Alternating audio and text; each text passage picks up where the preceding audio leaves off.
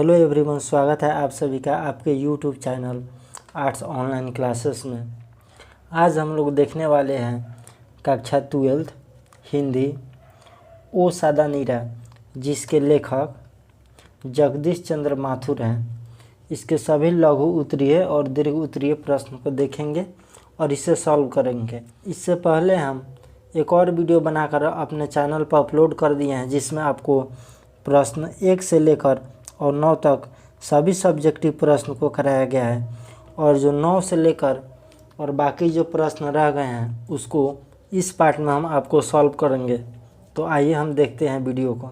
10वां number प्रश्न आपसे पूछ रहा है, गांधी जी के चंपारण आंदोलन की किन 2 सीखों का उल्लेख लेखक ने किया है। गांधी जी के चंपारण आंदोलन के 2 मुख्य सीख है निर्भीकता और ईमानदारी। गांधी जी ने निर्भीक होने की शिक्षा पुंडलिक जी को दी और पुंडलिक जी ने वे शिक्षा पूरे गांव वालों को दी।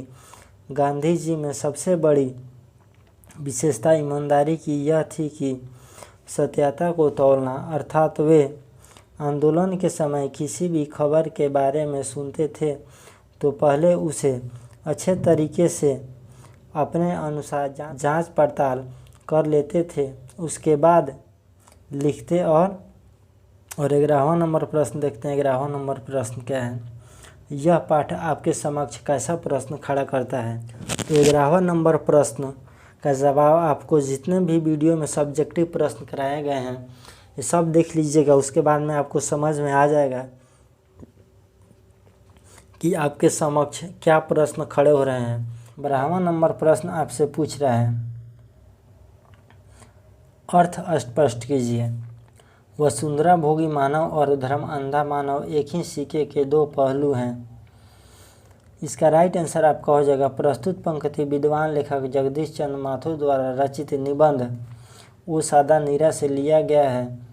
लेखक इस पंक्ति के माध्यम से यह बताना चाहते हैं कि पृथ्वी पर सुख भोगने वाले मानव और धर्म का अंधे की तरह अनुकरण करने वाले का भाव रखने वाले मानव, जिस प्रकार विशाल जंगलों को काट दिया गया उसी प्रकार मूर्तियों को भी नष्ट कर दिया गया, साथ ही कई धर्म स्थलों को तोड़ा, अर्थात मानव को जिससे सुख मिलता है वह उसी को नष्ट कर देता है। कहने का अर्थ है कि मानव जाति एक ऐसा जाति है कि जिस चीज़ से मानव को सुख मिलता है वह उसी चीज़ को नष्ट कर देता है। जैसे कि पेड़ पौधे हुए, पेड़ से हमें ऑक्सीजन मिलती है, और मानव एक ऐसा जाति है जो पेड़ को काटकर खुद अपने जीवन को संकट में डाले जा रहा है। अतः वसुंधरा भोगी मानव और धर्म अंधा मानव एक ही सिक्के के 2 पहलू हैं। 12 नंबर का ख नंबर प्रश्न देखते हैं, कैसी है चंपारण की यह भूमि, मानो विस्मृति के हाथों आप बड़ी से बड़ी निधियों को सौंपने के लिए प्रस्तुत करती है। इसका राइट आंसर आपका हो जाएगा प्रस्तुत पंक्ति लेखक जगदीश चंद्र माथुर द्वारा रचित निबंध ओ सादा नीरा से लिया गया है। लेखक इस पंक्ति के माध्यम से चंपारण की भूमि का गुणगान किया। उन्होंने कहा कि यह भूमि महान है, यहाँ अनेक बाहरी व्यक्ति आए एवं कई आक्रमणकारी भी आए। उन्होंने या तो इस पावन भूमि को क्षति पहुंचाया है या आकर बस गए हैं, किंतु धन्य है यह भूमि की सहनशीलता एवं उदारता, जो इतने अत्याचार होते हुए भी सबको भुला दिया और क्षमा कर दिया। और 13 नंबर प्रश्न देखते हैं क्या आपके सामने। लेखक ने पाठ में विभिन्न लोगों के विभिन्न स्थलों से आकर चंपारण और उसके आसपास बसने का जिक्र किया है।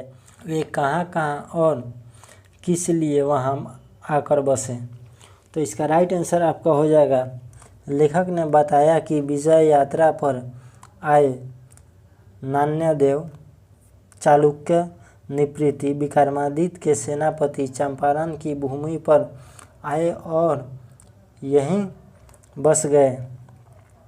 नान्यदेव यहाँ कर्नाट वंश स्थापित किए।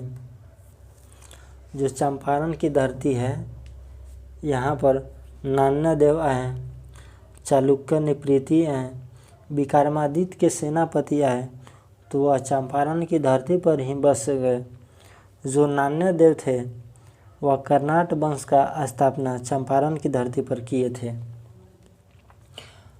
अंग्रेज ठेकेदार पश्चिम भारत के जमींदार पूर्वी बंगाल, दक्षिण बिहार के विभिन्न वर्ग के लोग यहाँ आकर बस गए।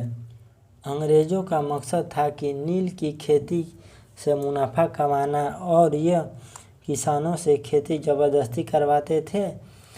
खेती करने के लिए धांगड़ और थारुओं को भी बुलाया गया था। चंपारण के धरती पर जब अंग्रेज आए तो यहाँ पे किसानों से ज़बरदस्ती नील की खेती करवाते थे, और नील की खेती कराने के लिए धांगड़ और थारुओं को भी बुलाया गया। और 14 नंबर प्रश्न देखते हैं क्या आपके सामने। नीलह गोरो और गांधी जी से जुड़े प्रसंग को अपने शब्दों में लिखिए। तो इसका राइट आंसर आपका हो जाएगा, नीलह गोरो जब किसानों पर अत्याचार किया करते थे तब आतंक और बेबसी के उस आलम में अचानक से गांधी जी का आगमन होता है। गांधी जी ने चंपारण की प्रजा को भय और अत्याचार से बचाने का प्रयास किया और वहाँ के बच्चों के लिए शिक्षा व्यवस्था शुरू की। पुंडलिक जी ने भी निर्भीकता गांधी जी से सीखी थी। पहले एक कायदा था कि साहब जब आते तो घर के मालिक उसके घोड़ों की लगाम पकड़ते। एक दिन एमन साहब जो थे वह अंग्रेज़ थे, यह बहुत ही बड़ा अत्याचारी था, आए और पुंडलिक जी ने कहा नहीं उसे आना है तो मेरी कक्ष में आए, मैं लगाम नहीं पकड़ूंगा। यही निर्भीकता चंपारण आंदोलन की सबसे बड़ी देन बनी। जो गांधी जी थे वह चंपारण की धरती पर आए तो सबसे पहले पुंडलिक जी को बुलाए और पुंडलिक जी को निर्भीकता होने की शिक्षा दी, यानी कि निडर होने की शिक्षा दी। और पुंडलिक जी यह शिक्षा पूरे गांव वाले को दिए। एक दिन ऐसा हुआ कि एमन साहब जो बहुत ही बड़े अत्याचारी अंग्रेज़ था वह आए और पुंडलिक जी के कक्ष के बाहर खड़े हो गए। और यहाँ पे एक कायदा बना हुआ था कि जब साहब आते थे तो घर वाले उनका घोड़े का लगाम पकड़ते थे। तो पुंडलिक जी बोले कि नहीं, हम नहीं पकड़ेंगे लगाम, उनको आना है तो वह हमारे कक्ष में आ जाए। यही निर्भीकता आगे चल के आंदोलन की सबसे बड़ी देन बनी।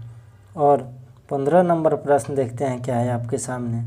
चौर और मन किसे कहते हैं, वे कैसे बने और क्या अंतर है।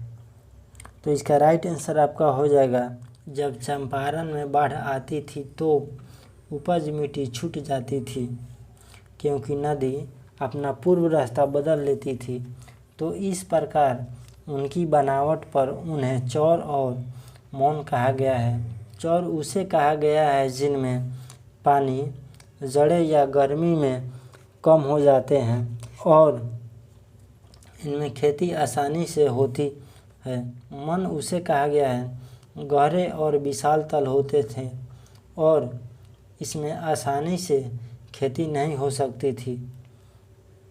चौर का अर्थ है कि मान लिए जिस गड्ढा में थोड़ा सा पानी आया और उसमें का पानी हट गया और उसमें इंसान खेती करने लगे, उसे चौर कहते थे।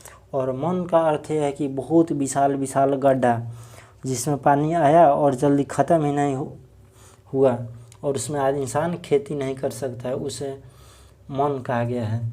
और 16वां नंबर प्रश्न देखते हैं क्या है आपके सामने।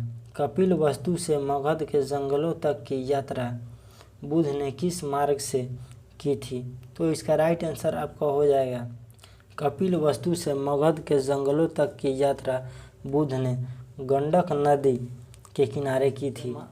कपिल वस्तु से महात्मा बुद्ध गंडक नदी के किनारे मगध आए थे। मगध बिहार का ही पुराना नाम है। तो बच्चों आप मगध देखकर कहीं कंफ्यूज ना हो जाइएगा कि ये कौन सा देश आ गया और कौन सा स्टेट आ गया। तो मगध बिहार का ही पुराना नाम है। यदि आप संपूर्ण हिंदी का PDF लेना चाहते हैं तो हमारे इस व्हाट्सएप नंबर पर कॉल करके आप पूरे हिंदी का PDF ले सकते हैं। यदि वीडियो पसंद आए तो वीडियो को लाइक, शेयर एवं चैनल को सब्सक्राइब करना ना भूलें। Thanks for watching my video.